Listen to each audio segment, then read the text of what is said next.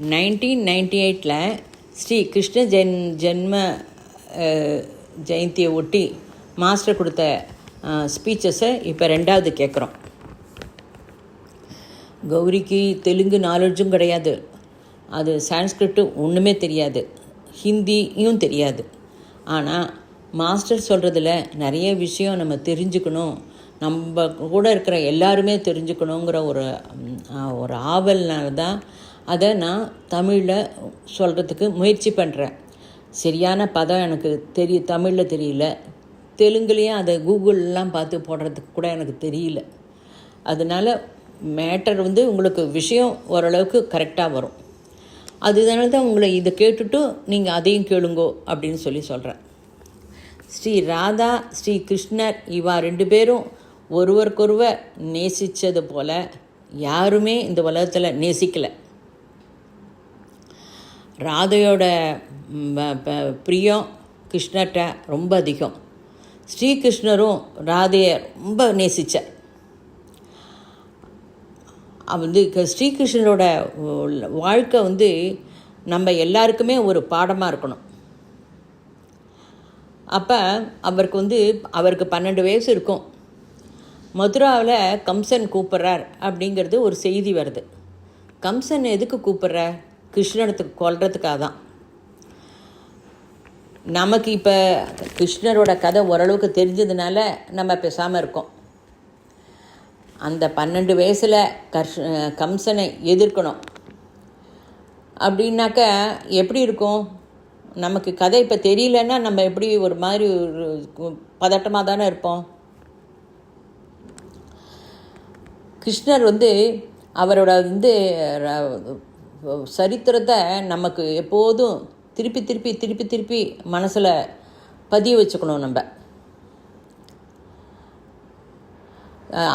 ரெண்டு பேரும் அத்தனை நேசிச்சா, ஒருத்தர் இல்லைன்னா ஒருத்தர் இல்லை அப்படிங்கிற அளவுக்கு நேசிச்சா. கிருஷ்ணரை கம்சன் எதுக்கு கூப்பிட்றார்? கொல்றதுக்காக. அது ஆனால் தெரிஞ்சும் கிருஷ்ணர் கிளம்பிடுறார். ராதாவோட பிரேமையை ஒரு க்ஷணத்தில் உதறதுக்கு ரெடி ஆகிட்டார். எதுக்கு? இதை விட ரொம்ப முக்கியமான வேலை பிரகிருதி நேச்சர் அவருக்கு சொல்கிறது அப்படின்னு சொல்லிட்டு கிளம்பிட்டார். இந்த அஷ்டமி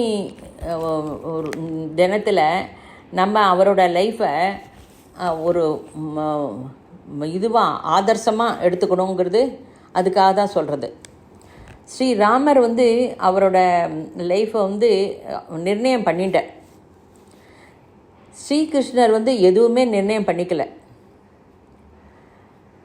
அவர் புல்லாங்கல் எடுத்து ஊதினா அது எவ்வளோ மதுரமாக இருக்கும், அது எல்லாரையும் ஆக்கர்ஷிக்கும். ஒரு தடவை அவர் விட்டு அந்த மதுராவை அந்த ராதையை விட்டுட்டு போன அப்புறம் மறுபடியும் அவரை பார்க்க வரல. Nature is always right. Shri கிருஷ்ணனோட லைஃபு இதை தான் நமக்கு சொல்கிறது. அப்புறம் யுத்தம் பண்ணணும், பீஷ்மரை கொல்லணும், எல்லாம் இருந்தாலும் ஸ்ரீ கிருஷ்ணரோட லைஃப் உற்சாகமாக இருக்கும். அவர் எதையும் நிர்ணயம் பண்ணிட்டு இப்படி தான் பண்ணணும் அப்படின்லாம் பண்ணலை. சிகண்டியை அழைச்சிட்டு வா அப்படின்னு சொல்கிறார்.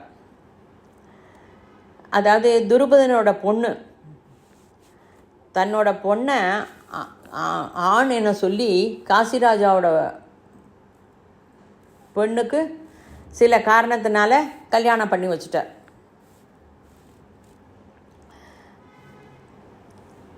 குருபதனோடக்கு நான் மனைவியை அனுப்ப வரேன் அப்படின்னும் மெசேஜ் அனுப்பிச்சிட்டான்.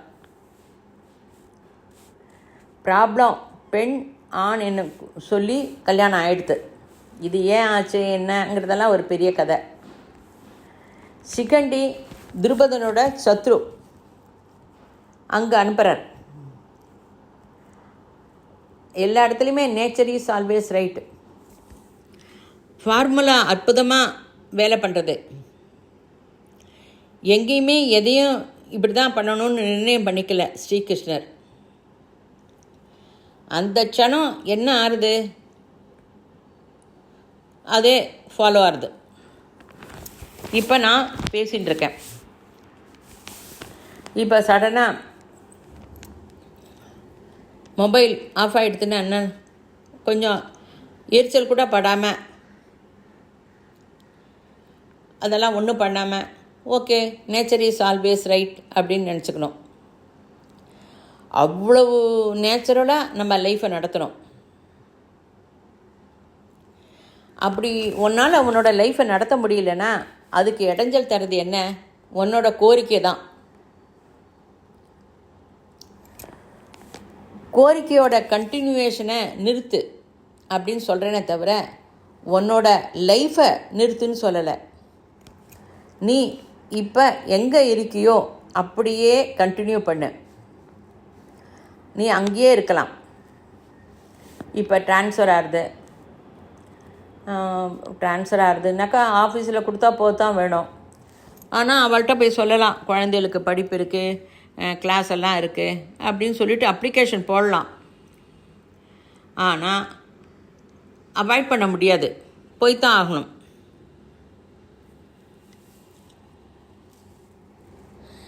நீ எங்கே இருக்கியோ அதுதான் கரெக்டு, அங்கேயே இரு. இது நேச்சர் இஸ் ஆல்வேஸ் ரைட் அப்படின்னு உன் மனசில் நன்னா பதியணும். அது நன்னா பதிஞ்சுடுத்துன்னா நீ ஃபஸ்ட்டு ஸ்டெப்பில் வந்துட்ட அப்படின்னு சொல்லலாம். அப்போ எவ்ரிதிங் இஸ் ஓகே, உனக்கு எந்த கஷ்டமும் வராது. கோரிக்கைக்கு ஒரு ஃபுல் ஸ்டாப் வை. கண்ணை மூடு, பிளாங்காக இருக்கும், அதுக்கு போ, சூன்யம். அந்த சூன்யத்திலே இருந்துடு. அந்த சூன்யத்தில் லீனமாகு. நீ கண்ணை திறந்தாலும்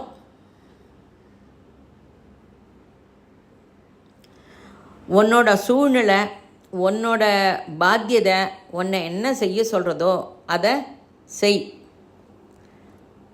அப்போ நிர்ணயம் எதுவும் வேண்டாம், அப்போ கோரிக்கையும் வேண்டாம். நிச்சிந்தையா மானசிக ஸ்திதி ரொம்ப முக்கியம். என்ன கஷ்டம்? உனக்கு கண் திறந்தும் அப்படியே இருக்கணும். கண்ணை திறந்தும் சூன்யத்துக்கு போகலாம், கண்ணை திறந்தும் சூன்யத்துக்கு போகலாம். பசிக்கிறதா? சாப்பிடு, நோ ப்ராப்ளம். மௌனத்துலேருந்து நீ எதேனும் எல்லாருக்கும் சொல்லணும்னு ஆசைப்படுறியா? சொல்லு. நீ ஆகாசத்தில் அந்த மௌன ஸ்திதியில் இருக்க. அசையணும்னு அவசியம் இல்லை, டியூட்டி இருக்குது, பண்ணு. கர்ம சித்தாந்தம். உன்னோட வேலையை நீ பர்ஃபெக்டாக பண்ணு. எவ்வளவு சீக்கிரம் அதை நன்னா செய்ய முடியுமோ அப்படி செய். வீட்டில் இருக்கிறவாள்கிட்ட போய் சும்மா உன்னோட கர்மா, நான் இந்த வேலை பண்ணுறேன் அப்படின்லாம் சொல்லாத. அவளால் தான் உன்னோட கர்மா உனக்கு போகிறது, அதை தெரிஞ்சுக்கோ. நீ லக்கி. கோரிக்கை இல்லை. உன்னோட ரெஸ்பான்சிபிளை உன்னோட பொறுப்பாக நீ பண்ணு. நிரந்தரம் அப்படியே இரு. இதை சித பிரக்யத்துவம் அப்படின்னு சொல்லுவா, சமாதி ஸ்திதின்னு சொல்லுவா, ஏதேதோ பேர் சொல்லுவா. நீ அதை உபயோகிக்கிறத பொறுத்து இருக்கு. அதாவது ஒரு பாக்கெட் திருடுறவங்க, பிக் பாக்கெட் அடிக்கிறவன்ட்ட கத்தி இருக்குது. அவன் அந்த கத்தியை என்னத்துக்கு யூஸ் பண்ணுவான்? பஸ்ஸில் ட்ரெயினில் போகும்போது அவ பாக்கெட்டை கட் பண்ணி பணத்தை திருடுவான். அவனுக்கு பிக் பாக்கெட் திருடன்னு பேர். இதே கத்தி டாக்டர் கிட்ட இருக்கு. அவர் என்ன பண்ணுவார்? வர நோயாளிகளுக்கு எங்கே ப்ராப்ளம்னு தெரிஞ்சுட்டு அந்த இடத்துல ஆப்ரேஷன் பண்ணி நோயை குணப்படுத்துவார். கத்தியை 2 பேரும் உபயோகிக்கிற விதம் மாறுறது. நன்னா புரிஞ்சுக்கோ. இதே கத்தியை வச்சுருந்தா நம்ம சமைக்கிறதுக்கு கறியாயும் கட் பண்ணுறோம். உன்னோட சேதனத்துவத்தில் மாறுதல் இல்லை. நிராமய ஸ்திதி, கோரிக்கை இல்லாத ஸ்திதி. பிரகிருதிக்கு அனுகூலியமாக இருக்கணும். பசி எடுத்தால் சாப்பிடணும். அதாவது ரொம்ப நேரம் உட்கார முடியலையா, கொஞ்சம் இப்படி நடந்துட்டு வாங்கோ. கால் மரத்து போச்சா காலை நீட்டிக்கோங்க, உடம்ப அசைச்சிக்கோங்க. அதுவும் இல்லாமல் நீ பலவந்தமாக உட்காந்தா உடம்பு மரத்து போய் இன்னொருத்தர் உன்னை தூக்கி விடுற ஸ்டேஜ் வரும். நிராமய ஸ்திதி. கூடுமாற வரைக்கும் உட்காந்துட்டு பண்ணு.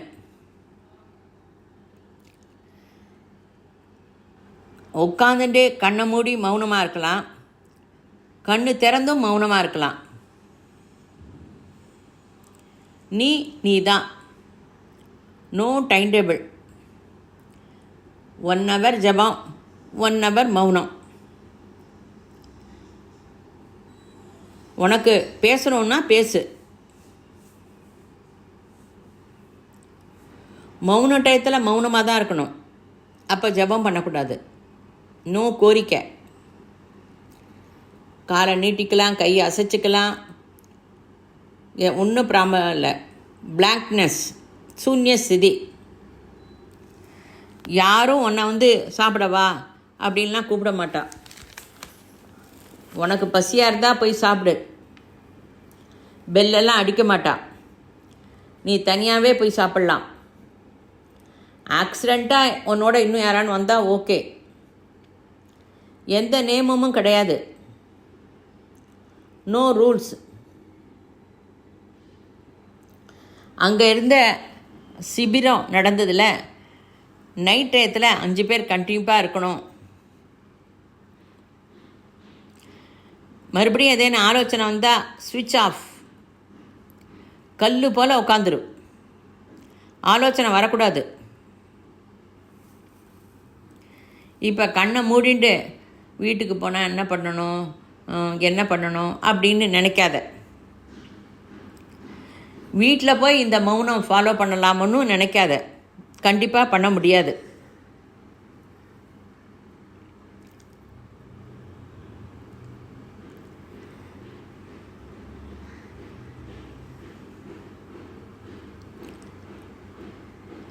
சில பேருக்கு இப்படி உட்கார்ந்த உடனே அந்த மௌன ஸ்திதி வந்துடலாம். சில பேருக்கு லேட்டாக வரலாம். எந்தவித ஒரு இது பண்ணணும் அது பண்ணணும் அந்த கோரிக்கை இல்லை. எங்கே இருந்தாலும் ஓகே. 3 days இதை கண்டிப்பாக ஃபாலோ பண்ணுங்க.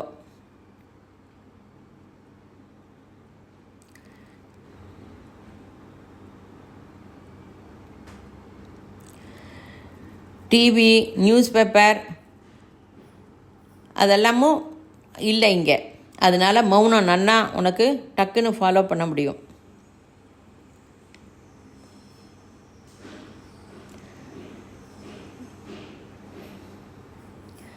நம்ம எல்லோரும் இங்கே உட்காந்துட்டுருக்கோம்.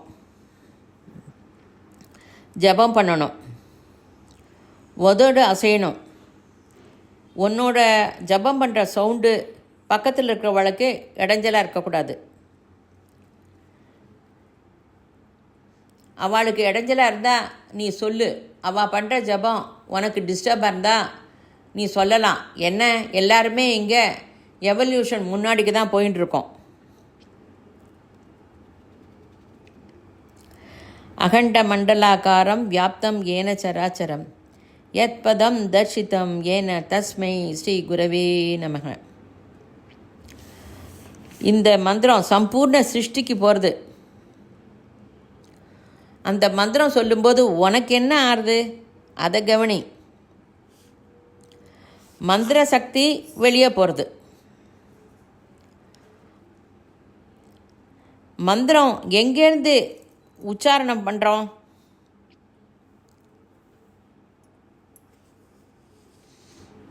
அதை கவனி. இப்போ துப்பாக்கியில் குண்டு போட்டு இப்படி அந்த பிஸ்டலை அழுத்தினா அந்த குண்டு வெளியில் போகிறது. அந்த அழுத்தும்போது இருக்கிற அந்த சக்தி இருக்க அது வந்து நம்மக்கிட்ட வருது. அந்த ரெவல்வரோட சக்தி நமக்கு வரும். பதம் இம்பார்ட்டண்ட் இல்லை, இது புரிஞ்சால் போகிறோம். கண்ணை மூடு, உச்சரிக்கணும். ஓம் பூர் புவ ஸ்வக தத் சவிதுர் வரேண்யம் பர்கோ தேவஸ்ய தீமஹி தியோ யோன பிரச்சோதயாத். இந்த உச்சரிக்கும்போது அந்த சப்தம் உன் சரீரத்தில் எங்கெல்லாம் மாறுதல் கொண்டு வருது அதை கவனி. ஓம் பூர் புவஸ் ஸ்வஹ தத் சவிதுர் வரேண்யம் பர்கோ தேவஸ்ய தீமஹி தியோ யோனஹ பிரச்சோதயாத்.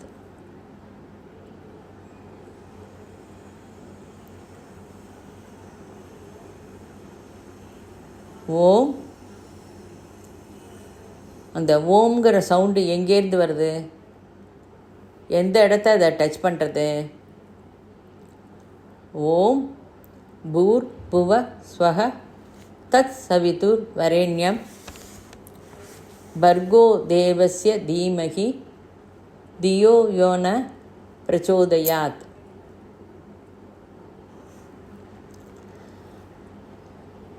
மந்திரம் உன்னோட உள்ளுக்குள்ளே அது டச் ஆகணும். நீ மந்திரம் எத்தனை கவுண்ட் பண்ணினங்கிறது முக்கியம் இல்லை. சமுத்திரம் கிட்ட நம்ம ஜீவிக்கிறோம் அப்படின்னு நீ நினச்சிக்கோ. சமுத்திரத்துக்குள்ளே இருக்க, சமுத்திரத்துலேருந்து வெளியில் வரல, உள்ள சமுத்திரத்துக்குள்ளே இருக்கிறோம்.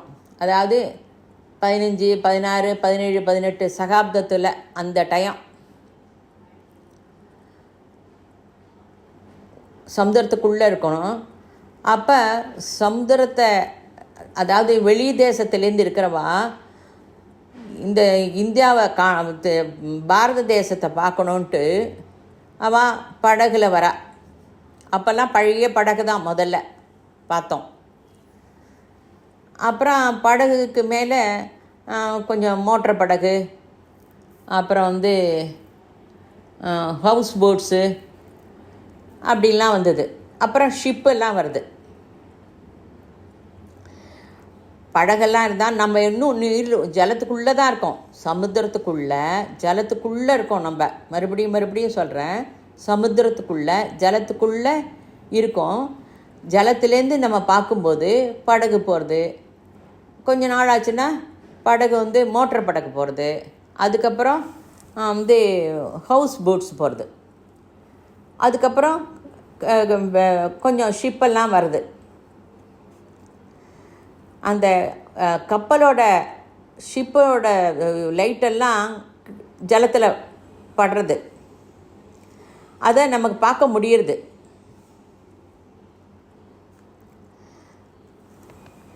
நாம் என்ன பண்ணுவோம்? கொஞ்சம் மாறுதல் இருக்குது அப்படின்னு நினைப்போம். ரொம்ப மாறுதல் இருக்குது அப்படின்னு தெரியுது. ஆனால் நம்ம வெளியில் வரல. நாம் அந்த சமுத்திரத்தில் ஜலத்தோடையே உள்ளுக்குள்ளே இருக்கோம். அதாவது ஜலத்துக்கு மேலே இருக்கிற அந்த பிரதிபிம்பம் கவனிச்சுட்டு ரொம்ப அற்புதமாக இருக்குது அப்படின்னு நினைக்கிறோம். நம்மளால் ஓரளவுக்கு ஊகிக்க முடியும் அந்த கப்பலோட அது அளவு, உயரம், அப்புறம் கப்பலுக்குள்ளே நம்மளே கொஞ்சம் நிறைய ஒரு இமேஜின்லாம் பண்ணிப்போம். கப்பலோட உயரம், நீளம், அகலம் அது எவ்வளோ நன்னா இருக்கும் அப்படின்லாம் ஊகிக்க முடியறது. அந்த லைட்டை பார்த்துட்டு நம்மளால் ஊகிக்க முடியறது. அதே மாதிரி நாம் இப்போ கிருஷ்ணனோட சேத்தனத்துவத்தை பற்றி பேசுகிறோம். டைரக்டாக கிருஷ்ணனோட கிட்ட போக முடியாது. அவரோட பிரதிபிம்பம் பௌதீக ஜகத்தில், சமுத்திரத்தில் இப்போ நிறைய படகுலாம் போகிறத பார்க்குறோமே, அந்த மாதிரி பார்க்குறோம்.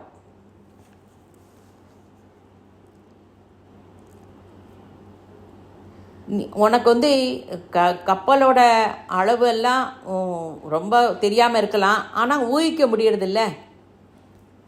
அந்த நிர்மாணம் எப்படி இருக்கும் அப்படிங்கிறது தெரிஞ்சுக்க முடியறதில்ல. அதேமாரி கிருஷ்ணனோட லைஃபு நம்ம மனுஷாளுக்கு அவதாரம் ப்ளஸ் குரு. மனுஷனோட ஜீவிதத்தில் நடக்கிற அற்புதங்களுக்குள்ள முதல் படி. இதெல்லாம் நமக்கு ஒரு பாக்கியம்தான். இந்த மாதிரி எப்பவும் நடக்கலை. கிருஷ்ணர் அவதாரம் ப்ளஸ் குரு. கிருஷ்ணம் ஜெகத்குரு. ஜெகத்குருவோட சேதனத்துவம் மனுஷனோட சேதனத்துவோட எவ்வளோ டிஃப்ரென்ஸ் இருக்குது அதை நீ புரிஞ்சுக்கணும். அந்த வித்தியாசத்தை நீ உன்னோட லைஃப்பில் கொண்டு வரணும். அவ்வளவுதான். நாம் செய்கிற தப்பு என்னன்னா, சிருஷ்டி மொத்தமும் எனக்கு தான், எனக்கோசரம் ஏற்பட்டது அப்படின்னு நினைக்கிறோம். அது தப்பு தான். உனக்கு ஜாப் வரணும், நீ நன்னா இருக்கணும், என்னோட பொண்ணுக்கு கல்யாணம் ஆகணும், என்னோடய பிள்ளைக்கு வேலை கிடைக்கணும், நான் வீடு கட்டணும், நான் காரு பங்களாவோடு இருக்கணும் அப்படின்னு எப்போ பார்த்தாலும் நீ நீ நீ நீன்னு ஒரு ரவுண்டு போட்டு நம்ம லைஃப்பை அதிலேயே நடத்துகிறோம். பெரிய தப்பு பண்ணுறோம். அது உன்னோட அந்த வட்டத்தை நீ பெருசு பண்ணிட்டா அனந்த விஸ்வத்தில் நீ கலந்துடுவ. நீ உன்னோட வட்டத்தை பெருசு பண்ணிக்கணும். ஸ்ரீ கபீர்தாஸ் சொன்னாராம், அவர் ஒரு மண்ணால் ஒரு படகு பண்ணி அதை ஜலத்தில் விட்டார். அப்போ மண்ணு படகு என்ன ஆகும்? படகு ஜலத்தில் போகிறது, படகுலேயும் ஜலம் இருக்குது, படகு வெளியேயும் ஜலம் இருக்குது, எல்லாமே நதி நீர் தான். படகு மூழ்கி விட்டது.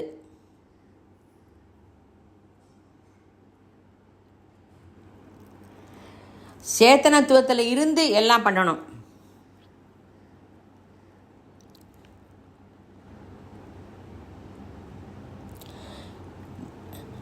நீ அங்கேயே இருக்கணும். அதாவது சரீர அனுபூதி. இப்போ நம்ம தூங்குகிறோம், அப்போ சரீர அனுபூதி இல்லை. நம்ம திரும்பி திரும்பி இப்படி படுப்போம், அப்படி படுப்போம், அப்படி படுப்போம், இப்படி படுப்போம், சட்டுன்னு தூக்கம் வந்துடும்.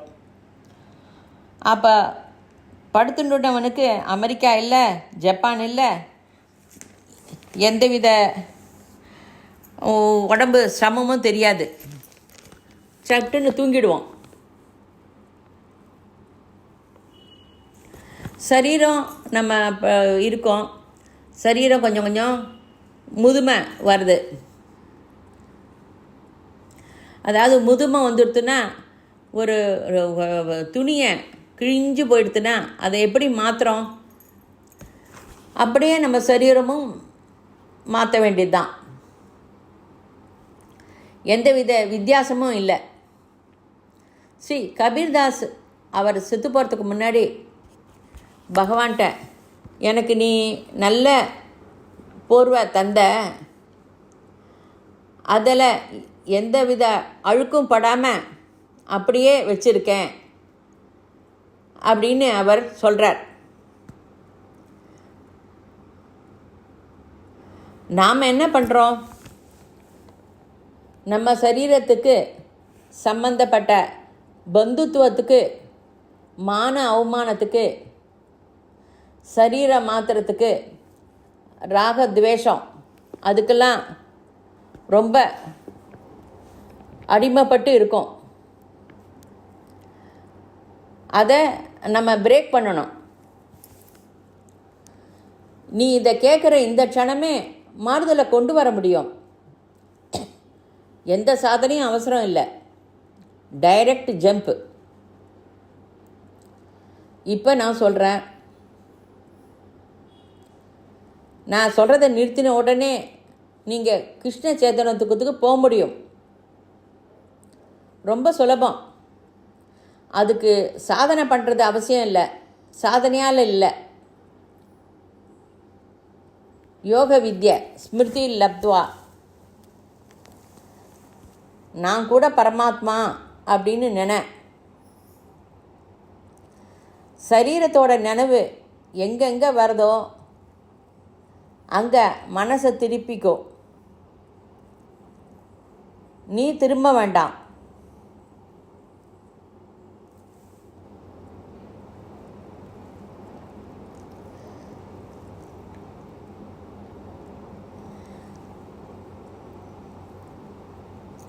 நம்ம சரீரத்துக்கு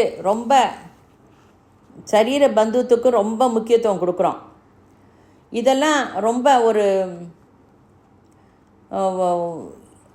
பந்தம்.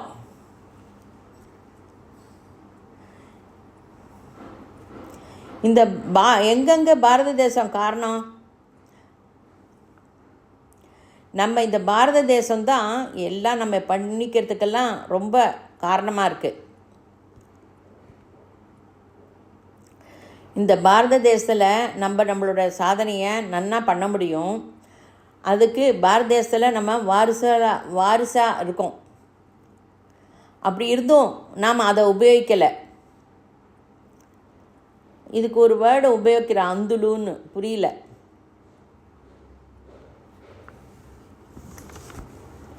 அதனால் என்ன நடக்கிறது? அதாவது நம்ம பாரத தேசம் நமக்கு இல்லை, இது நன்னா நம்மளோட லைஃபு சேத்தனத்துவத்துக்கு போக முடியும் அப்படிங்கிற இது நமக்கு பரம்பரையாக நமக்கு வந்துட்டுருக்கு. அதை புரிஞ்சிக்காமல் இருக்கிறதுனால நம்ம இந்த சரீர சம்பந்தம் பந்துத்துவத்தில் அதாவது கட்டுப்பட்டு ஒரே அதுலேயே மூழ்கி போகிறோம். அதனால் என்ன நடக்கிறதுன்னா, அந்த சரீரத்தில் நடக்க வேண்டிய ரோல் பூர்த்தி ஆகலை, இன்கம்ப்ளீட் ஆகுது.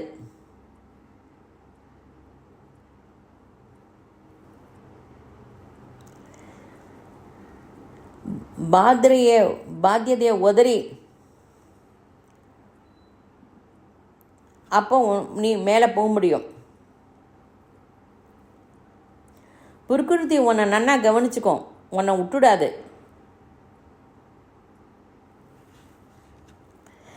இந்த ஜென்மத்தில் நீ கிடைக்கும் உனக்கு. அப்படியே இந்த ஜென்மத்தில் கிடைக்காதா, நெக்ஸ்ட் ஜென்மத்தில் உனக்கு இது பண்ணும். நீ ஒதுக்கிடுறியா, அதை கவனி. நான் சொல்லுவேன், ஆஃபீஸில் ரொம்ப ஸ்ரத்தையாக சின்சியாரிட்டியாக வேலை பண்ணணும் அப்படின்னு. அப்போ ஆஃபீஸில் வேலை பண்ணுறான் ஒருத்தர், இங்கேருந்து வந்துட்டு போனவாள்லாம் நன்னா வேலை பண்ணுறா. மற்றவாள்லாம் அவளை பார்த்து ஏளனம் பண்ணி, நீ என்ன ரொம்ப வேலை பண்ணுற அப்படின்னு சொல்லி ஒரு மாதிரி எகதாளமாக பேசுகிறா. அவள்லாம் என்கிட்ட வந்து கஷ்டப்படுறா. நான் சொன்னேன், உனக்கு தந்த வேலையை நீ நன்னா பண்ணு, மற்றவா ஜோலிக்கு நீ போகாத. உனக்கு கொடுத்த வேலையை இதை விட இன்னும் திறமையாக யாரும் பண்ண முடியாதுன்னு பர்ஃபெக்டாக பண்ணு. அப்படி பர்ஃபெக்டாக பண்ணினா யாரும் அவளை கண்டுக்க மாட்டான். பாத்தியதையும் அப்படி தான். கணவர், தங்க, குழந்தைகள் எல்லாம் அந்த மாதிரி உறவு தான். ஆனால் உன்னோட பாத்தியதையை நீ செய்யாமல் நீ கிருஷ்ணரோட கான்ஷியஸ்னஸுக்கு போக முடியாது. இப்போ நிறைய பேர் ஆஃப்டர் 60 ஆகிட்டாக்கா பாத்தியதையெல்லாம் எடுத்துக்க மாட்டேங்கிறா. பாத்தியத்திலேருந்து விலகி போகிறா. இப்படி அவளோட பாத்தியத்திலேருந்து விலகி போனால் தேசத்தோட பாத்தியதையை எப்படி செய்வா?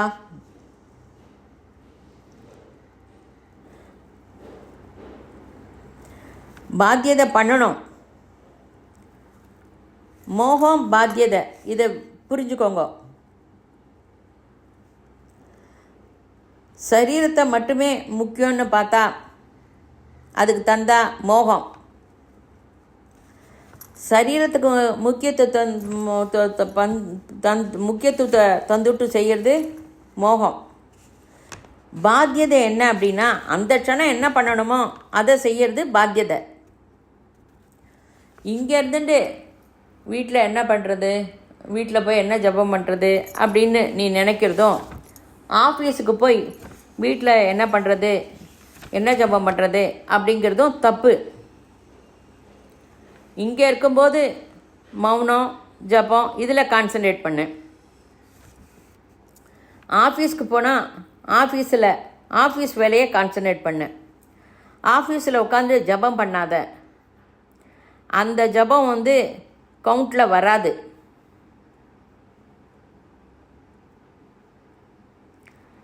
நீ இப்படி பண்ணால் சேத்தனத்துவத்தில் மாறுதல் வராது.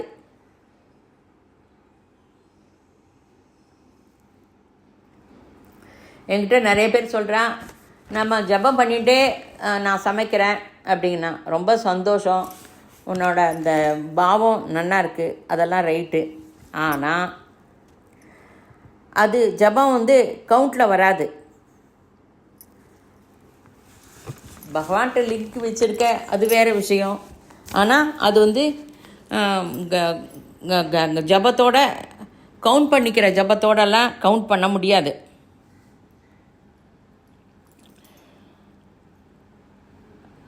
ராத்திரி தூங்கின உடனே பாக்ய ஜகத்தில் உள்ள சம்பந்தம், பாந்தவியம் எல்லாம் மறந்துடுறது இல்லையா?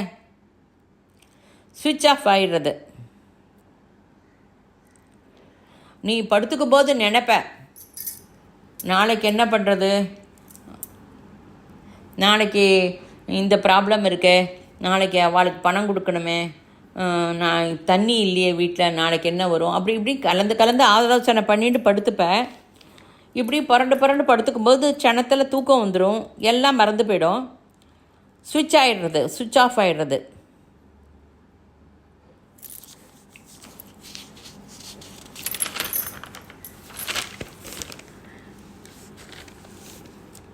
இதான் நிராமய நிச்சல ஸ்திதி அப்படிங்கிறது. அந்த ஸ்திதியில் ஒன்றி போயிடுறோம்.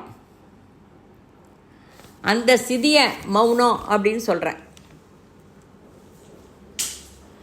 மௌனம் அப்படின்னா பேச்சை நிறுத்துறத சொல்லலை. ஆழ்ந்த தூக்கத்தில் நீ எப்படி போகிற அதை கவனிச்சியா? எனக்கு தெரிஞ்சு ஒரு ஃப்ரெண்டு வந்தா. அவள் சொன்னா, மாஸ்டர் என்னோடய ஒய்ஃபு நைட்டெல்லாம் தூங்கவே இல்லை, தூக்கமே வரல அப்படின்னா. அவள்கிட்ட கேட்டேன், என்னம்மா சந்தேகம் உனக்கு, ஏம்மா தூங்கலை அப்படின்னு. அவள் சொன்னா, நான் தூங்கினா காலம்பரை என்னை யார் எழுப்புவா? அதே அனுமானம், டவுட்டு. இது நிஜமாக நடந்தது. நமக்கு அந்த சந்தேகம் இல்லை. எப்படி எழுந்திருப்போம்? ஏதேனும் ஒரு சின்ன சவுண்டு கேட்டால் எழுந்துடுவோம். வாக்கு, மந்திர ஜபம், திருஷ்டியில் கவனி, அந்த மந்திர ஜபம் பண்ணும்போது அந்த திருஷ்டியில் அதை கவனி. எதுக்கு செய்கிறோம் அப்படின்னு தெரியாமல் செய்கிறதுனால தான் நாம் குழப்பத்தில் இருக்கோம். ஆசனம், பிராணாயாமம் சரீரத்தை ஒரு ஸ்திதியில் வைக்கிறது. தூக்கத்தில் இருப்பவா கிட்ட அவளோட பெயரை சொல்லி கூப்பிட்டா உடனே எழுந்துருவா. அவளோட பெயர் சவுண்டு ஸ்லீப்பில் இருந்தாலும் அவள் எழுந்துருவா. அதே அந்த ஆழ்ந்த தூக்கத்தில் இருந்தாலும் லவுட் ஸ்பீக்கரோ டிவி சவுண்டுக்கோ அவள் எழுந்திருக்க மாட்டா. அவள் பெயரை சொன்ன உடனே அவள் எழுந்துருவா.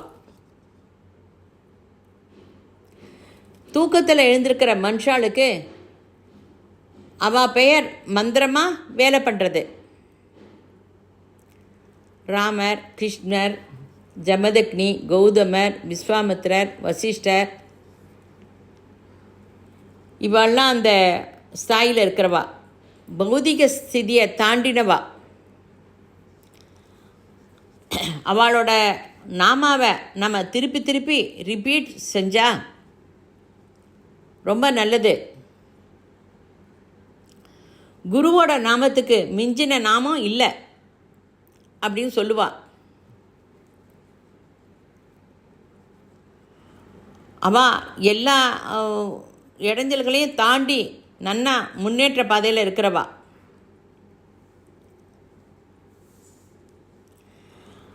அது அவளுக்கு எல்லாம் அந்த ஸ்திதியில் இருக்கிறதுனால அவளுடைய நாமத்தை நம்ம சொல்லும்போது நமக்கு அது வேலை பண்ணுறது.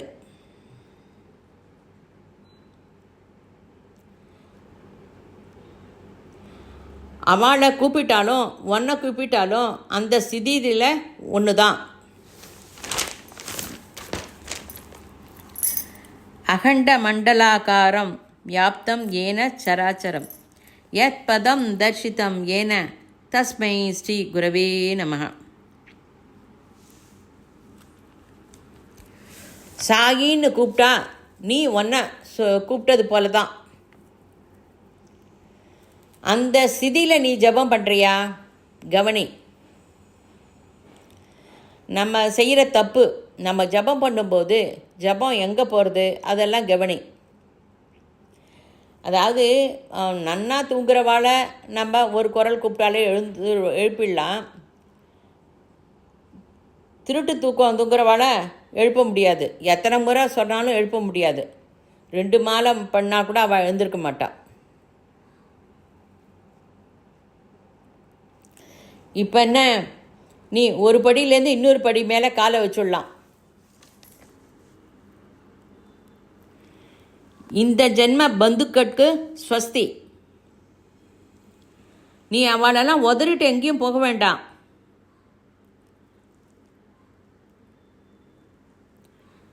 அவள்கிட்ட எப்போதும் இருக்க மாதிரியே இருக்கணும். அதான் இது டிட்டாச்மெண்ட்டாக இருக்கணும். ஆனால் அட்டாச்மெண்ட் இருக்கிற மாதிரி நடிக்கணும்.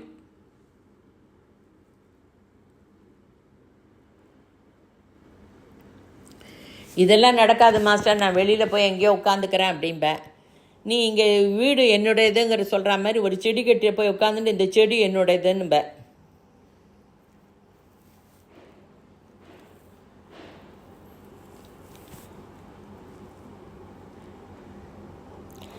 இப்போ அப்புறம் ஆசிரமம்னு சொல்கிறோம். வீட்லேயே எலக்ட்ரிக் பில்லுக்கு பணம் கட்டலை, அப்புறம் கொஞ்ச நாள் போய் அங்கே போய் உட்காந்துப்பேன். ஆசிரமம் ஃப்ரீன்னு சொல்லுவா. அப்புறம் ராத்திரி 11 மணிக்கு கொஞ்சம் பணம் கட்டுறீங்களா அப்படின்னு கேட்பா. ஏன் நீ ஃப்ரீன்னு சொல்லலாம், அதுக்கு பணமே வாங்கிட்டு அவளை வச்சுக்கலாமே.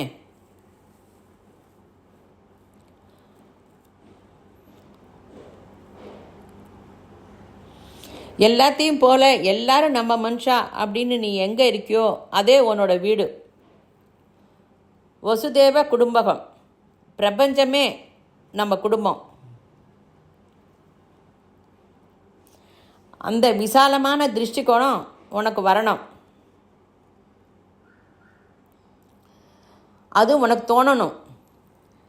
பிருத்திவி கிரகம் நம்முடையது. இப்போ ஒரு 3 ஃப்ளோர் கட்டுறோம்.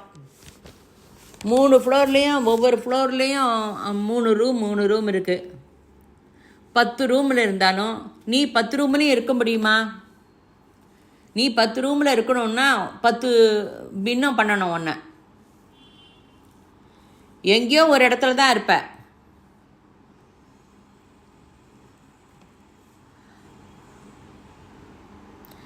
அவரோட ப்ரிப்பரேட்டர்ஷிப்பு ஒரு இடத்துல இருக்கும். அதனால நீ தேசக்கால பரிஸ்திதியை ஒட்டி நீ எங்கே இருந்தாலும் விஸ்வம் பூரா நம்முடையது அப்படின்னு நினை.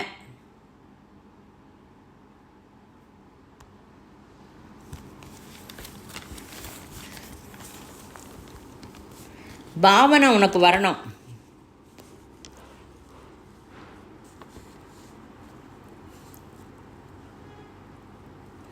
இப்போ ஒரு விதை போடுறோம். விதை போட்டால் அது சின்ன சின்னதாக வளர்ந்து அது விருட்சமாக வருது. நம்மளும் மனசில் இந்த உலகமே நம்மளுக்கு தான், நம்ம அதில் ஒரு ஆள் அப்படிங்கிற அந்த உள் உணர்வு உனக்கு வரணும்.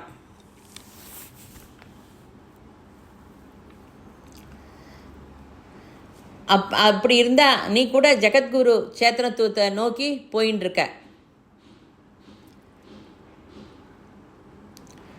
பூமிக்கு ஒரு நிர்பந்தம் வந்தது. அந்த மாதிரி ஒரு நிர்பந்தம் இதுவரைக்கும் யாருக்கும் வரல. யோக வித்யை கற்றுக்கணும் அப்படின்னா நிறைய தேவையான புஸ்தகம் இருக்குது, நிறைய குருக்கள் இருக்கா. சரியோ தப்போ நீ இந்த பிராணாயாமம் ஆசனம் எல்லாம் பழகிண்டு எந்த குருக்கிட்ட போனாலும் நீ அதை தாண்டிடலாம். பிருத்திவிக்கு வந்த கஷ்டம் என்ன? பிருத்திவிக்கு தானே வந்தது, எனக்கு என்ன வந்தது அப்படின்னு நீ சொல்ல முடியுமா? நீ எத்தனை ஜென்மம் இந்த பூமியில் எடுத்தியோ, ஆனால் உனக்கு ஒரு நம்பிக்கை இருக்கு இல்லை?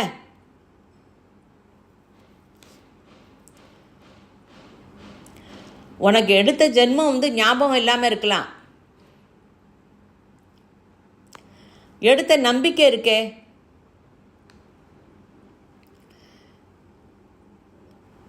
ஏழாயிரத்தி 70 வருஷம் ஜென்மம் எடுத்து இருக்கோம் அப்படின்னு சொல்கிறா சீக்ரெட்ஸ் டாக்டரினில். அதுக்கு குறைவாக எடுத்திருக்க மாட்டோம், அதுக்கு மேலேயே எடுத்திருப்போம். இத்தனை நாள் நம்மளை நன்னா போஷித்தது, இந்த பூமி நம்மளை நன்னா வச்சுண்டது. இப்போ அதுக்கு கஷ்டம் வந்தால் அதை காப்பாற்றுறது நம்ம கடமை இல்லையா? என்ன செய்யணும், நம்ம அதுக்கு ஏதாவது உதவுமா இருக்கணும் அப்படின்னு அந்த ஒரு ஒரு வேதனை, அந்த தபனம் உனக்குள்ளே வரணும். ஆனால் உனக்கு அந்த தபனம் இருக்கிறதுனால தான் இந்த ஸ்பீச்சை நீ கேட்குற. உள்ளுக்குள்ளே இருக்கிற அந்த ஜீவன சக்தி இருக்குது. அந்த ஜீவன சக்தி இருக்கிறதுனால தான் இந்த மாதிரி ஸ்பீச்சை கேட்க முடியும். இல்லைன்னா பிடிக்காது. இப்போ நம்ம உடம்புல ஹேர் ஃபால் ஆறுது, அந்த முடி உதிர்றத நம்மளால் தடுக்க முடியுறதா? உடம்புல எத்தனையோ மாறுதல் வருது, நம்ம கண்ட்ரோலில் இருக்கா?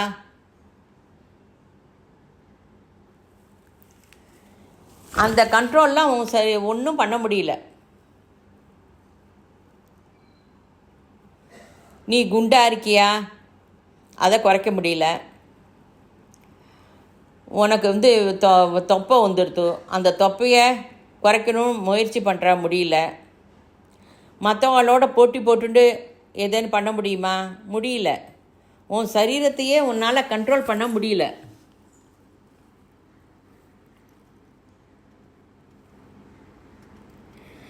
ஆஃப்டர் ஆல் உன் உடம்பையே பல் உதிர்றது, பல் உடஞ்சிடுறது, பல் கீழே விழுறது எல்லாம் உன்னோட கண்ட்ரோலில் இல்லாத போது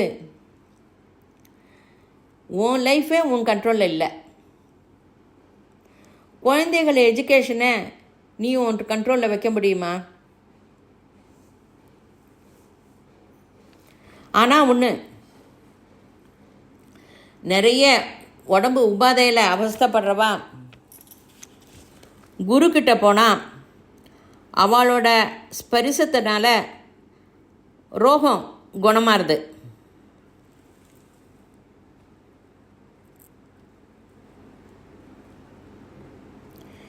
இந்த குருவுக்கு அந்த சக்தி இருக்குது. குருக்கிட்ட போனால் மாறுதல் வரும், ஞானம் வரும். சேத்தனத்துவத்துலேயும் மாறுதல் வரும். மொத்த ஜகத்து விசாலத்தில் சேதனத்துவத்தை கிரகிக்கிற சக்தி மனுஷாளுக்கு மட்டுமே இருக்குது. அதுவும் பூமியில் மட்டுமே தயார் பண்ண முடியும், தயாராவா. அப்படிப்பட்ட பூமி நாசனம் ஆயிருக்கு. அதை கவனி. பயங்கரமான ஒரு சிதிக்கு போயிருக்கு. அது உனக்கு நன்னா புரியணும். அது நன்னா புரிஞ்சா ரிஷியோ அவள் மனசில் இருக்கிற வேதனை புரியும். அது சொன்னால் உனக்கு புரியாது. இது பாவனை. அதாவது நம்ம தேசிய கொடியை யாரோ அவள் கால் கீழே போட்டு வச்சுருக்கா. அது பார்த்த உடனே உனக்கு கட்ட கட்ட கட்ட கட்டன்னு ஒரு இது ஆகி ஒரு இது வருதில்ல மனசில். கேவலம் அது துணிதான் அப்படின்னு நினச்சா கூட அந்த கொடிக்கு உரியான மரியாதை அவள் கொடுக்கல அப்படின்னு அவளை எழுந்து ஒரு அடி அடிக்கலாம், இல்லை மௌனமாக கூட இருக்கலாம். அது உன்னோட ஸ்திதியை பொறுத்து இருக்கு.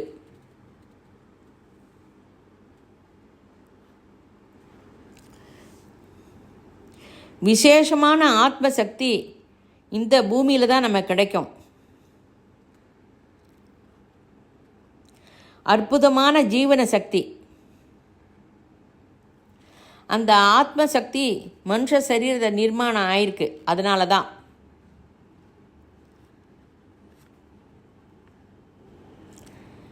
நாம் செய்கிற பைத்திரிக்கார வேலையில் நம்ம இந்த பூமியை நாசனம் பண்ணிட்டோம். இந்த நாசனம் நம்ம மனுஷாலால் தான் இருக்குது, வேறு யாராலையும் ஆகலை. அதை கவனித்த நாம் என்ன பண்ணணும்? இதுக்காக தான் இங்கே எல்லாரையும் உங்களை கூப்பிட்டு 3 days கேம்ப்பு போட்டேன். உங்களோட காரண சரீரம் இந்த ஸ்பீச்சை நன்னா கிரகிக்கும்.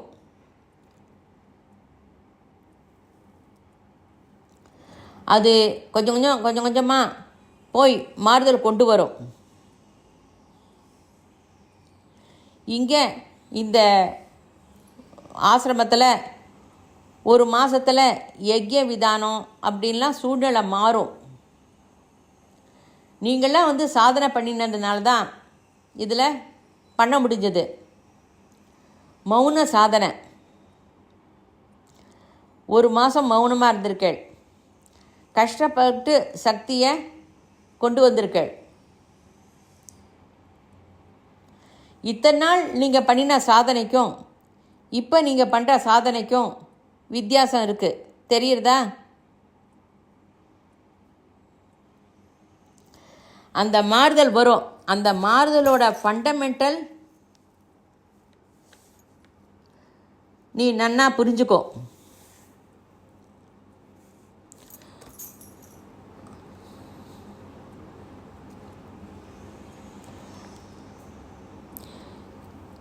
ஹிமாலயாவில் குரு பரம்பரை இதை கவனிச்சா.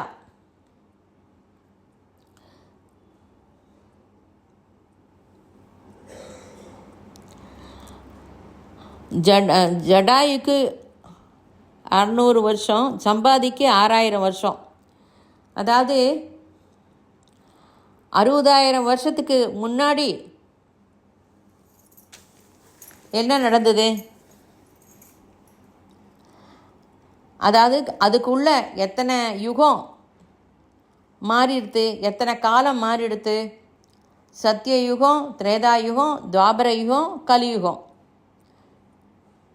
காலச்சக்கரம் சுத்துறது.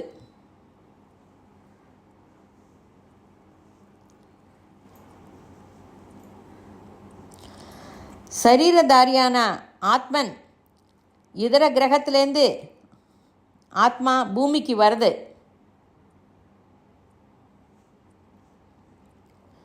குருத்துவ உள்ள ஸ்தலம் இது பூமி தான். சர்வஜத்துவம், சர்வ வியாபகத்துவம், சர்வ சமத்துவத்துவம் உள்ள ஸ்தலம். ஆத்மாவை இன்னும் உயர்ந்த சாதிக்கு எடுத்துன்னு போகிறதுக்கு பூமியை தவிர வேறு எங்கேயும் இல்லை.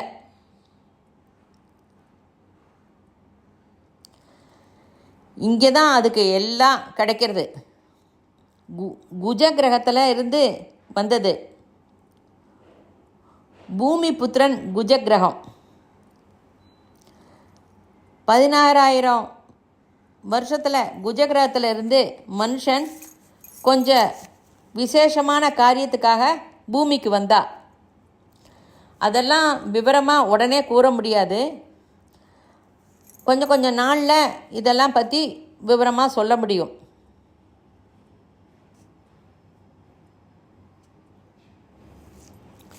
16,000 வருஷம் அப்படின்னா அப்போ நடந்த குழப்பத்தில் சுவாதிஷ்டான சக்கரம் ரொம்ப குழம்பி போயிடுது. சுவாதிஷ்டான சக்கரம்னா என்ன? கோரிக்கை.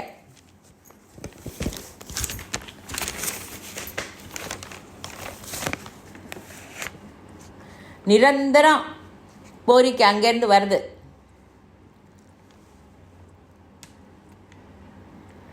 நம்ம இதை ஆஃப் பண்ணணும்.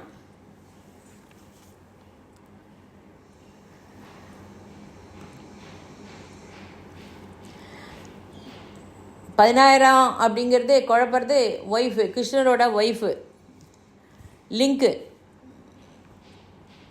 இப்போ எல்லோரும் இங்கே உட்காந்துட்டு நம்ம சாதனை பண்ணிட்டுருக்கோம். இப்போ மோட்டர் ரொம்ப எடுத்து மோட்டரை ஸ்விட்ச் ஆஃப் பண்ணணுன்னா யாரானும் ஒருத்தர் போய் அந்த ஸ்விட்சை ஆஃப் பண்ணணும். நம்ம ஸ்விட்சை ஆஃப் பண்ணலைன்னா அந்த மோட்டர்லேருந்து தண்ணி ரொம்ப வழிஞ்சு என்ன ஆகும்? கீழே இருக்கிற சிமெண்ட் பேக்கெல்லாம் நனைஞ்சு போகும், எல்லாம் வேஸ்டேஜ் ஆகும். இப்போ அந்த மாதிரி ஒரு சூழ்நிலையில் தான் நம்ம இருக்கோம்.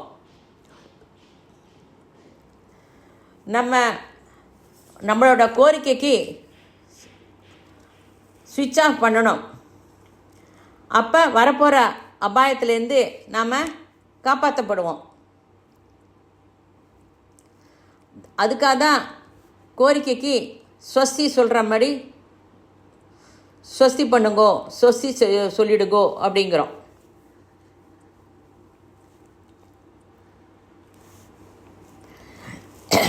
இத்தனை யுகமாக மனுஷ சரீரத்தை அநேக ஆத்மாக்கெல்லாம் தந்த கிரகம். நாம் செய்கிற முட்டாள்தனத்தினால இந்த பூமிக்கு கேடு வந்திருக்கு. அதுக்கு பாத்தியதை யாருடையது? மகாபாரத யுத்தம் 2 பிரதர்ஸ்க்கு நடுவில் நடந்த யுத்தம் அப்படின்னு சொல்கிறோம். ஆனால் அப்படி கிடையாது. அது கேவலம் அண்ணா தம்பி நடுவில் நடந்தது அப்படின்னா இப்படியும் சொல்லலாம். 100 பேர் கௌரவா, 5 பஞ்சபாண்டவா, ஒருத்தருக்கு அடிச்சுட்டு சாகரா. மகாபாரதம், மகா பிரகாசம், வெளிச்சம் அதுலேருந்து வந்தது.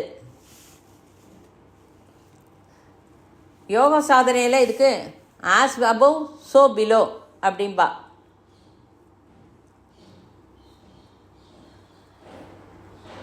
பாகிய ஜகத்தில் இருக்கிறது தான் அந்தர் ஜகத்தில் இருக்குது. Very careful to understand. ரெண்டாவது, எது நடறையோ எது செடி வைக்கிறியோ அதே அறுவடை செய்வா, நாட்டுக்கோ கோசுக்கோ. விதைச்சவன் தெனை அறுப்பான் அப்படின்னு சொல்லுவாள். மூணாவது, ஆலோசனை. உன்னோட ஆலோசனை எந்த திசையில் போகிறதோ அந்த உன்னோட சக்தி கூட அதே திசையில் போகிறது. நீ பூமி மீது திருஷ்டி வை, அதை நன்னா நினைவில் வச்சுக்கோ. ரிஷியோட திருஷ்டி சூஷ்ம ஜகத்தில் மனோசக்தியோட மேலே இருக்கு. புத்தி தியோ யோன பிரச்சோதயாத்.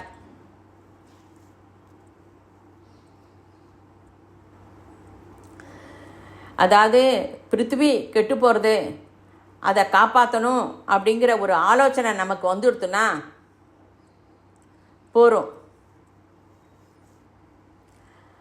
அது இங்கே எப்படி வருது? பூமியில் பர்யாவரண ரட்சணா, அதே என்விரான்மெண்டல் பொல்யூஷன். இப்போ காலேஜெல்லாம் என்விரான்மெண்டல் பொல்யூஷன் சொல்லிட்டு ஒரு சப்ஜெக்ட் கூட வந்திருக்கு. அதாவது சுற்றுப்புறத்தை நம்ம ரட்சிக்கணும் அப்படின்னு. இதுக்கு மூமெண்ட் எங்கே நடக்கிறது? மேலே நடக்கிறது.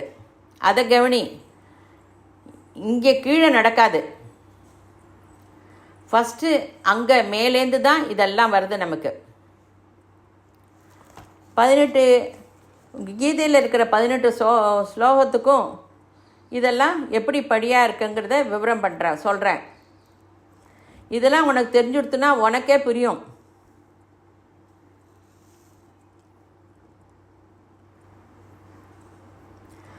ஆகாசத்தில் சோமரசத்தோட உபயோகம் ரொம்ப இருக்குது.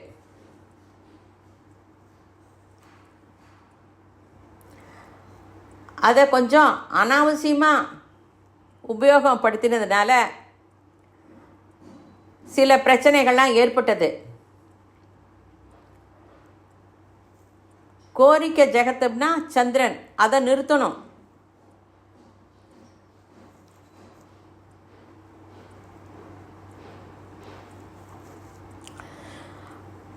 அதை துர்விநியோகம் பண்ணிட்டா. அந்த நம்ம துர்விநியோகம் பண்ணுறத நம்ம சத்விநியோகம் செய்யறதுக்கு ரிஷியெல்லாம் ரொம்ப பிரயத்தனம் பண்ணுறா.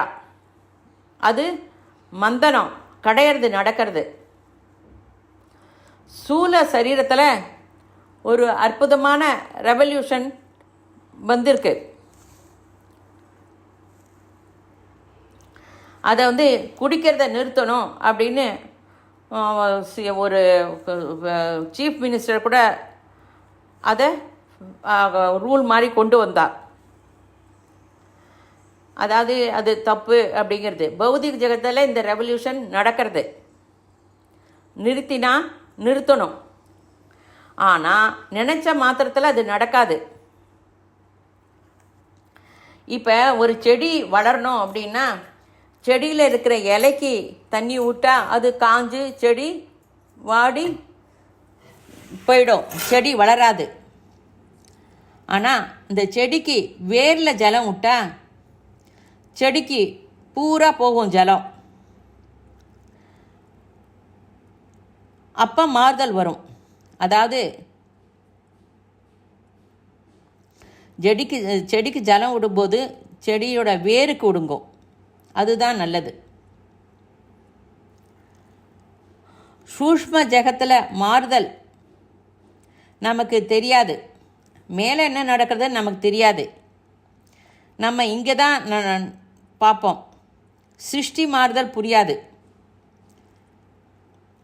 நாம் அதுக்கு இடைஞ்சல் தராமல் அதுக்கு அனுகூலமாக இருக்கணும்.